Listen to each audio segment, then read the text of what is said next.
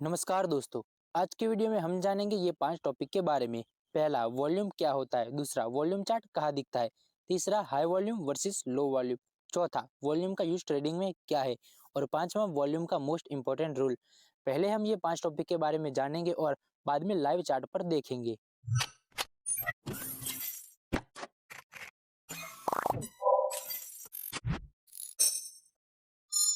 Volume क्या होता है। वॉल्यूम का मतलब होता है कि कितने लोग स्टॉक को खरीद रहे हैं या बेच रहे हैं। मतलब स्टॉक को कितना खरीदा और बेचा जा रहा है। देखो, मार्केट में दो तरह के लोग होते हैं, बायर्स एंड सेलर्स। मान लो किसी बायर्स ने 50 शेयर खरीदे हैं, पर वो कब खरीदेगा, जब सामने कोई 50 शेयर बेचने वाला होगा तब। जब बायर्स 50 शेयर खरीदता है और सामने सेलर 50 शेयर बेचता है तो वहां पर वॉल्यूम काउंट होते हैं 50, क्योंकि वहां पर 50 ही शेयर थे जो खरीदे और बेचे गए। लोग इसे 100 काउंट कर लेते, पर वो गलत है, ऐसा नहीं होता। मान लो एक शेयर की प्राइस 50 से 70 तक जाती है, पर वहां पर वॉल्यूम बहुत ही कम होता है।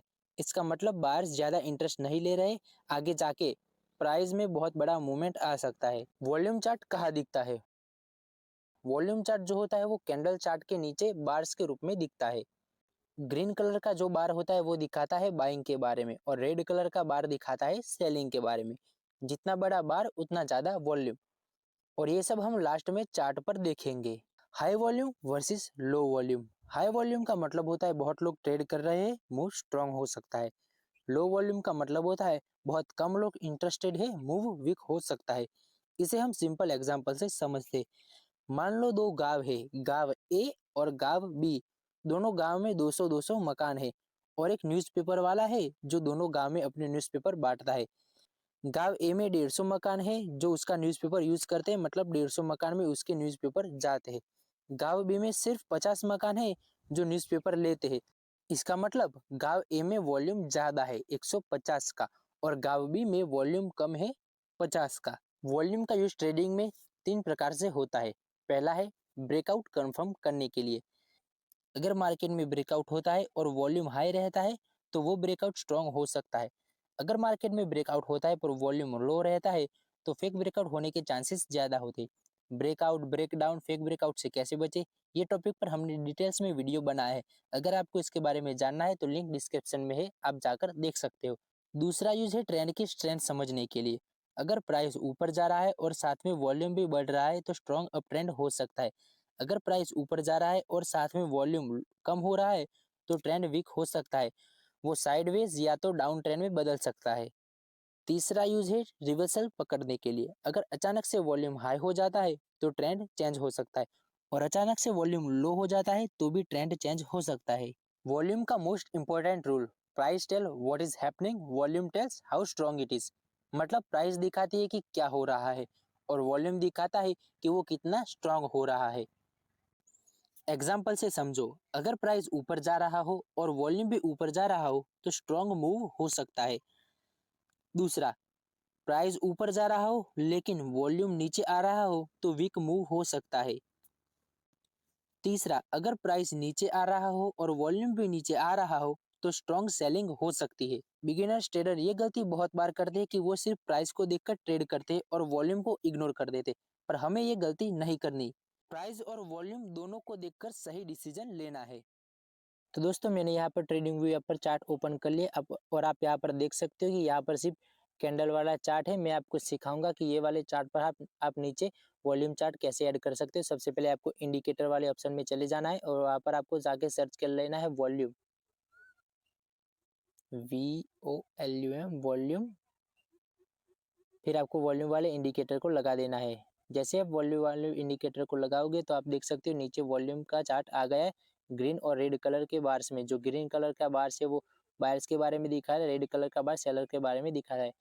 अब यहाँ पर मैं आपको सिखाऊंगा कि वॉल्यूम के एवरेज को कैसे देखा जाता है। वॉल्यूम के एवरेज को कैसे, सबसे पहले आपको वॉल्यूम की सेटिंग में जाना है। वहां पर जाके आपको वॉल्यूम के स्टाइल वाले ऑप्शन में जाना है।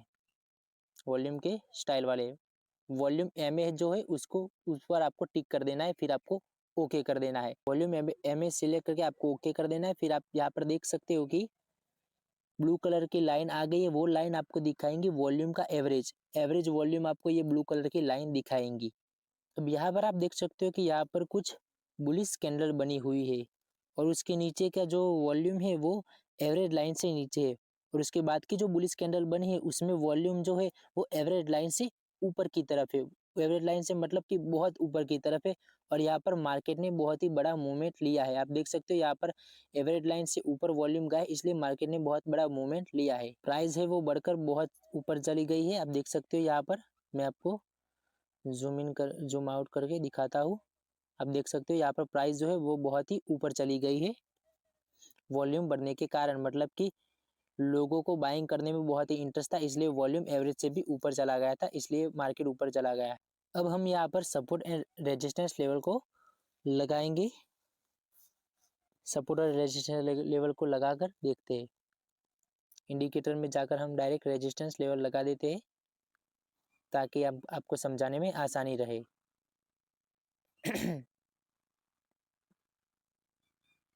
Resistance dynamic V2, support resistance dynamic V2 हम लगा देते हैं। और अब आप यहाँ पर देख सकते हो कि सपोर्ट और रेजिस्टेंस ऑटोमेटिकली ड्रॉ हो चुके हैं। प्राइस जो है वो सपोर्ट को टच करके ऊपर जा रही है बार बार, और रेजिस्टेंस को टच करके बार बार नीचे आ रही है।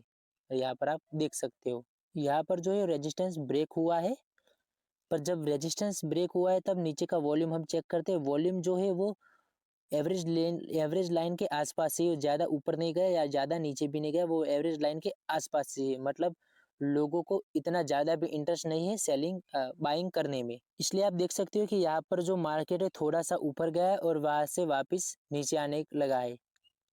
वहाँ ऊपर जाकर एक रेड कैंडल बनती है, फिर उसमें वॉल्यूम बहुत ही ज़्यादा आ जाता है। रेड कैंडल में जो वॉल्यूम है वो एवरेज लाइन से भी ऊपर है, इसलिए वहाँ से मार्केट नीचे की तरफ मूवमेंट करता है। आशा करता हूँ कि आपको मेरी ये वीडियो अच्छी लगी हो और आपको इसमें से बहुत कुछ सीखने को मिला हो, और आप अपनी राय कमेंट में बता सकते हो। तो दोस्तों अगली वीडियो में हम जानेंगे टाइम फ्रेम क्या होता है, types of time frames, beginner के लिए बेस्ट टाइम फ्रेम कौन सा है, मल्टी टाइम फ्रेम एनालिसिस कैसे करते हैं, और इस सब में सबकी कॉमन मिस्टेक क्या होती है। ये सब टॉपिक पे हम अगले वीडियो में बात करेंगे। अगर आपको मेरी ये वीडियो अच्छी लगी हो तो लाइक करें, कमेंट करें, शेयर करें, और ट्रेडिंग को बेसिक से एडवांस लेवल तक सीखने के लिए हमारे इस चैनल को सब्सक्राइब करें। तो मिलते हैं अगले वीडियो में।